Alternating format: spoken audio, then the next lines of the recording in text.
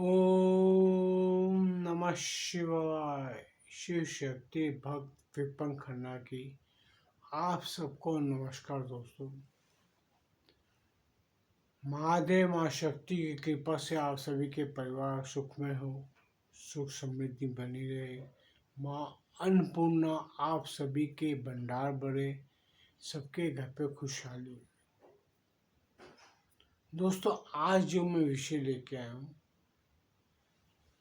जो हमारे जीवन काल में बहुत मायने रखते हैं, आशा और निराशा का मायाजाल। हम सब आशा और निराशा के मायाजाल में ऐसे जकड़े हुए हैं, जिस प्रकार एक मकड़ी कीड़े पकड़ने के लिए जाल बुनती है, ऐसे ही ईश्वर ने हमें इस सृष्टि पे फंसाए रखने के लिए माया जाल रचा हुआ है। वो माया जाल है आशा और निराशा का। हम सभी जीव बहुत आशावादी है। मनुष्य जीव हम प्रतिदिन कुछ न कुछ अपने लिए महत्वाकांक्षाएं लेके बैठे रहते हैं, कुछ आशाएं लेके बैठे रहते हैं। इसे मैं सुख और दुख के दायरे में भी लेना चाहूँगा दोस्तों। जिस कार्य को हम संपन्न कर लेते हैं, जो कार्य हमारे सोच के हिसाब से सही हो जाता है, वो कार्य आशाजनक परिवर्तन हमारे जीवन में लाता है, जिससे हमें प्रसन्नता होती है, जिससे हमें सुख का अनुभव होता है। हम अपने जीवन काल को बोलते हैं वाह ऐसा ही जीवन व्यतीत हो, किंतु ऐसा होता नहीं है दोस्तों। क्यों नहीं होता? प्रकृति ऐसा होने नहीं देती है। अगर हम सुख में ही जीवन व्यतीत करेंगे तो दुख का अभाव कैसा होगा? दुख हमें आएगा तभी हमें सुख का एहसास होगा। निराशा प्राप्त होगी तो आशा का परिपक्व होता है। आशा तभी पैदा होती है जब निराशा का अंत होता है। ये एक ऐसा चक्रव्यूह है, एक ऐसे माया जाल है दोस्तों, कि जो हमारे इर्द गिर्द ईश्वर प्रकृति ने रचा हुआ है। हर एक इंसान बालपन से लेके बुढ़ापे तक आशावादी रहता है। वो कभी नकारात्मक नेगेटिविटी सोचता ही नहीं कि मेरे साथ गलत हो सकता है, किंतु हमारे साथ गलत होता भी है। हमारे नज़रिए से वो गलत होता है, ईश्वर के नज़रिए से कुछ भी गलत नहीं है, सभी कुछ सही है।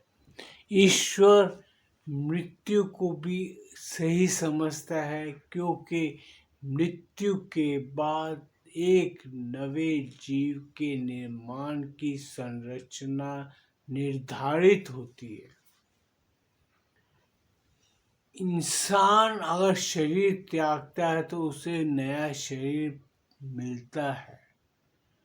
कोई आत्मा एम्प्टी घूमती नहीं है कि फुर्सत में घूमने जू भी चले गए या चौपाटी चले जाए। नहीं, उसे कोई ना कोई जीव के अंदर प्रवेश मिलता ही मिलता है, क्योंकि हमारे आसपास में कई जीव जंतु ऐसे हैं जो सुबह पैदा होते रात को मर जाते हैं। कुछ जीव जंतु हफ्ता भर जीते हैं, कुछ महीनों जीते हैं, कुछ सालों जीते हैं, कोई वर्षों वर्ष अनंत वर्ष जीते हैं। जैसे मगरमच्छ और अजगर, बड़ी लंबी जिंदगी होती है इनकी। हम नाग देखते हैं, नाग की भी उम्र बहुत लंबी होती है, कई इच्छाधारी नाग बन जाते हैं।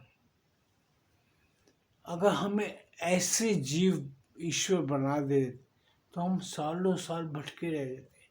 किंतु एक चीज मैं आपसे और बताना चाहूँगा, ये जो वक्त की गणना है ये सिर्फ मानव जीव के लिए है। पशु पक्षी कीट पतंग जीवों के लिए कोई भी गणना नहीं है। ये सिर्फ मानव ही ये गणना के गणित में बैठा रहता है, या परमेश्वर। हमारा 15 दिन चंद्रमा का दिन है, अब 15 दिन रात्रि है, मतलब हमारा महीना बीत जाता है तो चंद्रमा का एक दिन होता है बस। उसका सुबह के समय को शुक्ल पक्ष कहते हैं और रात्रि के समय को कृष्ण पक्ष कहते हैं। और हम यहाँ बस अच्छा बुरा, स्वर्ग नरक, आशा निराशा के माया जाल में जकड़े चले जाते हैं, जिसका समाधान हमारे किसी के पास नहीं। मुझे एक भी ऐसा देवतुल्य पुरुष या देवतुल्य देवता, देवतुल्य कोई भी जीव बता दो कि कोई इस दायरे से हमें बाहर निकाल दे। क्या भगवान श्री कृष्ण जन्म लेने के बाद भगवान होते सोते भी सुख दुख के दायरे से बाहर आ पाए? आशा और निराशा के भावों से बाहर आ पाए? नहीं। आप उनकी कथाएं पढ़ लो। ठीक है, ज्ञान के प्रभाव देने के लिए, ज्ञान को समझाने के लिए भगवान श्री कृष्ण ने बहुत जगह बताया कि सब कुछ मैं ही कर रहा हूँ, सब कुछ ये। लेकिन जब तक वो इंसानी जीव के रूप में थे, उन्हें भी आशा और निराशा बहुत परेशान करती थी। यही हाल भगवान श्री राम का भी रहा है हमारे पर। क्योंकि ये दोनों की मैं कथा क्यों ज़्यादा जो उपयोग लाता हूँ, इसलिए क्योंकि इनकी कथा का विवरण विस्तार हमारी सृष्टि के, हमारे समाज के अंदर बहुत अत्यधिक है। रामायण ले लो, भागवत गीता ले लो, भागवत ले लो, महाभारत ले लो, ये सभी संरचनाएं इन्हीं के इर्द गिर्द घूमती रही। इनके पास भी आशा और निराशा के अटूट बंधन देखे गए। कहाँ भगवान राम का राज तिलक होना था तो कहाँ उन्हें वनवास मिल गया, आशा निराशा में परिवर्तित हो। फिर भी उन्होंने अपनी माँ की आज्ञा मानी। यही है दोस्तों, हमारे साथ भी ऐसा होता है। हम कई बार कुछ सोच के बैठे होते हैं कि यार ये अच्छा हो जाएगा, ये अच्छा हो जाएगा, बहुत प्रसन्नचित रहते हैं, किंतु ऐन वक्त पर, सही समय पर वो चीज़ निराशा में बदल जाती है। जो कार्य हम करना चाहते हो, कार्य हमारा नहीं सिद्ध हो पाता, तो हम निराश हो जाते हैं, हमें बहुत दुख होता है। किसी से हमें कुछ प्राप्त होना होता है किंतु वो हमें प्राप्त नहीं होता, तो भी हम दुखी हो जाते हैं। माँ ने खाना अच्छा नहीं बनाया, बड़ा आशा लेके घर आया था कि घर पे खाना अच्छा मिले, लेकिन मैं निराशा हो गई। निराशा के कारण मैं फिर रेस्टोरेंट में चला गया। यही है हमारा कार्य। घर आया, पत्नी के लिए अच्छा सा सामान लेके आया, गिफ्ट लेके आया, बहुत आशा की किरणें लेके गई, पत्नी का मुंह बैंगन बना हुआ है तो मैं कुछ नहीं कर सकता, वो आशा हमारी निराशा में परिवर्तित हो। पत्नी सोच के बैठी थी कि मैं पति आएंगे उनके साथ घूमने जाऊंगी, लेकिन पति थके चूरे आए, दुखी आए, तो गुस्से में आए, आते ही सारा कबाड़ा हो गया। वो आशा निराशा में परिवर्तित हो गई, सारा गुड़ गोबर हो गया। ये हमारे साथ होता रहता है। ये हम जिस समाज में जी रहे हैं, इस समाज में इसी तरह की संरचना हमारे इर्द गिर्द होती चली जाती है। बच्चे एग्ज़ाम देख के आते हैं, पेपर देख के आते हैं, कहते हैं कि जी हमारे बड़े अच्छे नंबर आएंगे, बहुत आशा लगा के बैठते हैं, लेकिन कई बार उनके आशा के विपरीत उनके नंबर कम आ जाए तो वो निराश हो जाते। फिर ये आशा और निराशा के पहलू हमें घेरे रहते हैं। हम कभी इस दलदल, इस जंजाल से, एक माया जाल से निकल ही नहीं पाते दोस्तों। आशा और निराशा का माया जाल ऐसा है कि कभी कोई प्रेमी ने प्रेमिका को मना कर दिया, रिफ्यूज कर दिया, उसका संबंध तोड़ दिया, तो वही आशा हमारी निराशा में परिवर्तित हो जाती है। और यही दूसरी तरफ भी होता है। कोई इंसान इस सृष्टि के अंदर संपूर्ण रूप से प्रसन्न नहीं रह सकता। कोई इंसान इस सृष्टि में बहुत ज़्यादा निराश नहीं रह सकता। निराशा और आशा, सूर्य और रात्रि सभी एक ही प्रकार चलते चले जाते हैं। सुख और दुख ये दोनों हर एक जगह पे एक नकारात्मक, एक सकारात्मक सोच चलती ही चली जाती है। हम इस चीज़ को रोक ही नहीं पाते दोस्तों। ये सबसे बड़ी समस्या है। इस समस्या का समाधान किसी भी शख्स के पास नहीं है। ईश्वर भी आपको वरदान दे देगा, सब कुछ कर देगा। एक बार आप प्रसन्न हो जाओगे, आप बोलोगे मैं सदा प्रसन्न हूँ, सदा खुश हूँ, ये नामुमकिन है। ये दोनों पहलू दोस्तों हमारे दामन के साथ लगे रहते हैं। इसमें से हमें कोई भी छोड़ना नहीं चाहता। अगर हम बहुत आशावादी हो जाते हैं तो निराशा हमारे हर अगले दरवाजे, हर अगले मोड़ पे इंतज़ार करती है। कब ये आशाएं लेके आए, कब मैं इसे निराशा का प्याला पिलाऊं और ये निराशा होके दुखी मन से तरफता हुआ रह जाए। और हम सभी ऐसे ही चले आए। इस संसार में मैंने भी जन्म लिया, जब से मैंने होश संभाला, मैंने कभी किसी इंसान को संपूर्ण रूप से प्रसन्नचित, आशाजनक मैंने किसी को नहीं देखा। आज खुश कल गमी है, कल सुबह, आज सुबह है तो रात शाम को शाम हो गई है, फिर रात हो गई है, फिर रात बीत गई, फिर दिन आ गए। पता नहीं कितनी रातें ऐसे बीत गई, कितने दिन बीत जाते हैं, हम ऐसे ही चले जाते हैं। कभी सुख, कभी दुख, कभी आशा, कभी निराशा, ये सब हमारे आगे पीछे ऊपर नीचे चलते ही चले जाते हैं। और हम केवल सुख की अभिलाषा के लिए बैठे रहते हैं। और वो सुख की परिभाषा क्या है कोई नहीं जानता। किस चीज से हम खुश रहेंगे, आशा रहेगी, हमें निराशा नहीं छुएगी, ऐसा हमें कोई भी कार्य ऐसा संपन्न नहीं मिलता। आज मुझे किसी से धन प्राप्त होना, मुझे धन नहीं मिलेगा तो मैं निराश हो जाऊंगा। अगर मुझे कुछ की उम्मीद ना होगी और बिना चाहत के कोई आके मेरे हाथ पे, हथेली पे धन रख देगा या मेरी जो इच्छा की चीज़ है वो रख देगा तो मैं खुश हो जाऊंगा। वो मेरी निराशा आशा में परिवर्तित हो जाएगी, आशाजनक परिणाम मिल जाते हैं। ये दोस्तों हमारे जीवन काल में ये सब कार्य संपूर्ण होते चले जाते हैं और हम हर लम्हे को दुखी होके या सुखी होके जीना ही पड़ता है, जीना ही चाहिए, जीना पड़ेगा जब तक जीवित है हम।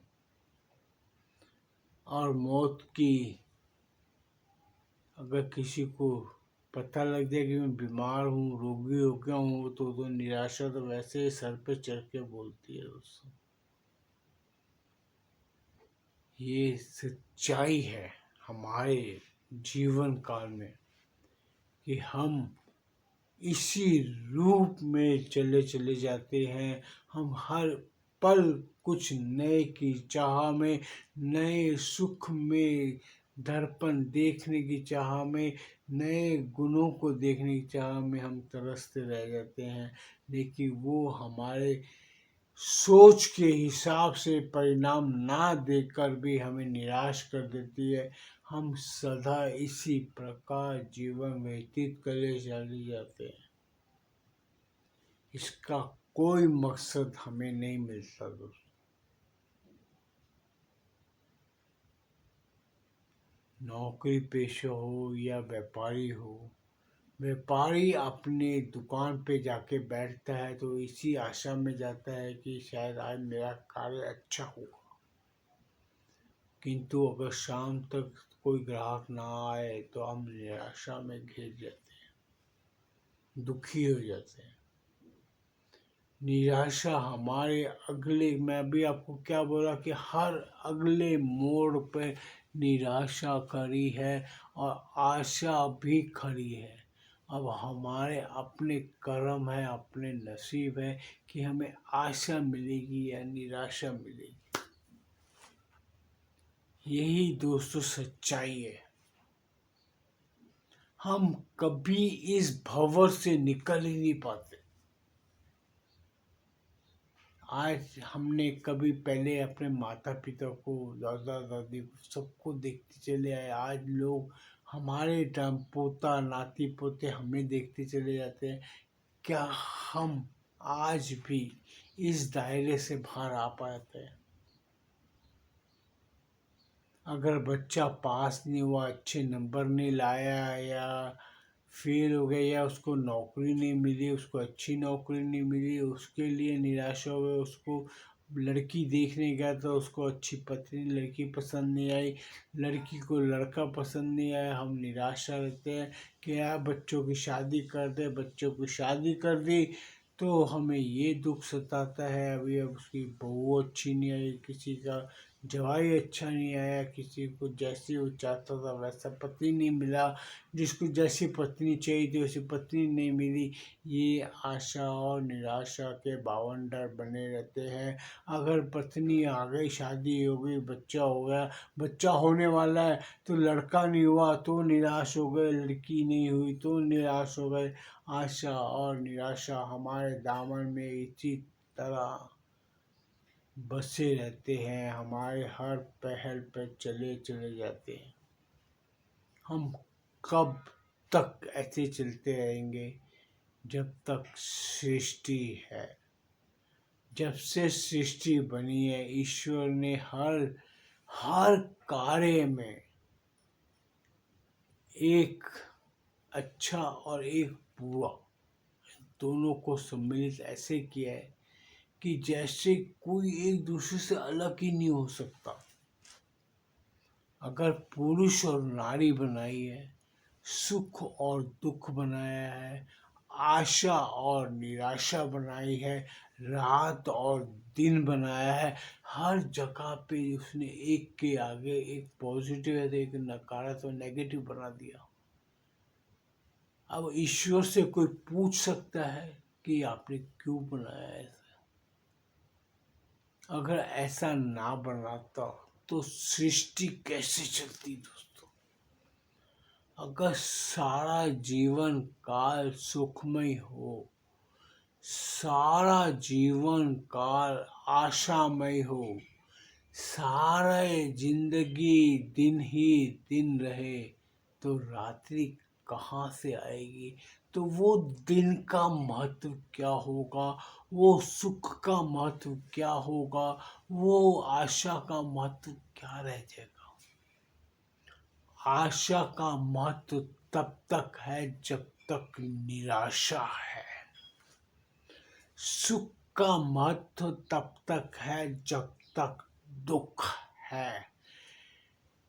दिन का महत्व तब तक है जब तक अंधेरा है, रात्रि है। और हीरो का महत्व तब तक है जब तक विलन है। जब तक राक्षस है तो देवताओं का सम्मान है। देवता तभी पूजनीय है जब कोई राक्षस भी है। ये संसार ऐसे ही चलता है, ऐसे ही चलता जाएगा। हम ज्ञान के वचन सुन सुन के पकड़ के सब कुछ पक जाते हैं, लेकिन उनका समाधान कुछ नहीं निकलता दोस्त। मेरे जैसे लाखों करोड़ों बैठ के आपको प्रवचन दे जाएंगे, वचन दे देंगे, गीता का पाठ पढ़ा देंगे, सब कुछ कर लेंगे। क्या किसी के पास इन चीज़ों का समाधान है? नहीं है। सब पढ़ो, जाओ, चले जाओ, छुट्टी हो गई, जाओ ऊपर जाओ, वापस आओ, फिर जाओ। बस यही चलता रहेगा जब तक सृष्टि है। किसी चीज़ की सोच में मत डूबो दोस्तों। ये संसार है, ऐसे ही है और ऐसा ही चलेगा। आपको बस जीना पड़ेगा।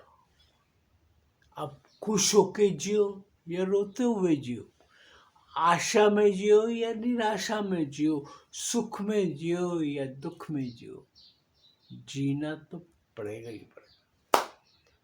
आप अगर बोले कि मैं आत्महत्या करके मृत्यु भी पालूं तो भी बच जाऊंगा, नहीं, पॉसिबल ही नहीं है।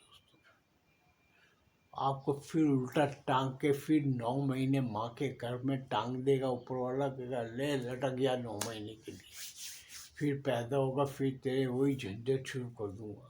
कब तक आत्महत्या करता रहेगा? ये चीज़ों का समाधान नहीं है दोस्तों। कभी भी जिंदगी में याद रखना, आप सारी जिंदगी लग रहे हो एक समाधान ढूंढ के दिखा देना मुझे, मैं आपकी गुलामियत कर लूंगा, मैं आपको अपना गुरु भगवान मान लूंगा कि आप मुझे समाधान दे। मुझे तो नजर नहीं आता, आपको आए तो देखो। ओम नमः शिवाय। दोस्तों मैं यही वीडियो को विश्राम देता हूँ, अपनी वाणी को विश्राम देता हूँ, फिर नया विषय चुन कर आऊँगा, फिर आपके सामने उपस्थित होऊंगा। ओम नमः शिवाय।